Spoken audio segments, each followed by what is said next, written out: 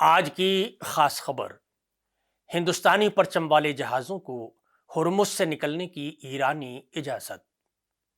ہندوستانی خبر رساں ایجنسی ANI کی اطلاع کے مطابق ایران نے بتایا ہے کہ ہندوستانی پرچم والے جہازوں کو آبنائے ہرمز سے بحفاظت گزرنے کی اجازت دے دی گئی ہے۔ مزید کہا گیا ہے کہ جن جہازوں کا تعلق امریکہ ایران کے فائدوں سے نہیں جڑا ہے انہیں آبنائے ہرمز سے گزرنے کی اجازت دی گئی ہے۔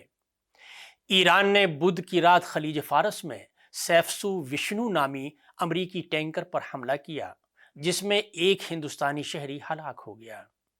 اطلاعات کے مطابق حملے میں خودکش کشتی استعمال کی گئی تھی۔ جہاز میں سوار باقی 27 افراد کو بحفاظت بچا لیا گیا۔ جہاز مارشل تھائی لینڈ کے جھنڈے تلے آ رہا تھا۔ ہلاک ہونے والے ہندوستانی شہری کی شناخت فی الحال جاری نہیں کی گئی ہے۔ واضح رہے کہ حملے کے بعد جہاز سے دھواں اٹھتا دیکھا گیا، جبکہ سمندر میں لائف بوٹس تیرتی ہوئی نظر آئیں۔ واقعے کے فوراً بعد تھائی لینڈ نے ہنگامی کارروائی کرتے ہوئے 20 اہلکاروں کو بحفاظت نکال لیا، تاہم 3 افراد تاحال لاپتہ بتائے گئے ہیں اور ان کی حالت کے بارے میں واضح معلومات دستیاب نہیں ہو سکی ہیں۔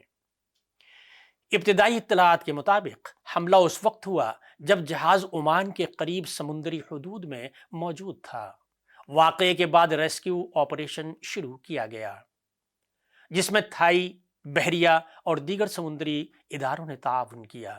رائل تھائی نیوی کے حکام کے مطابق اہلکاروں کو محفوظ مقام پر منتقل کر دیا گیا ہے، جبکہ لاپتہ افراد کی تلاش کے لیے سرچ آپریشن جاری ہے۔ ذرائع کے مطابق یہ اہم کامیابی ہندوستان کے وزیر خارجہ اور ایران کے وزیر خارجہ کے بیچ ہوئی اعلیٰ سطحی بات چیت کے بعد ملی ہے۔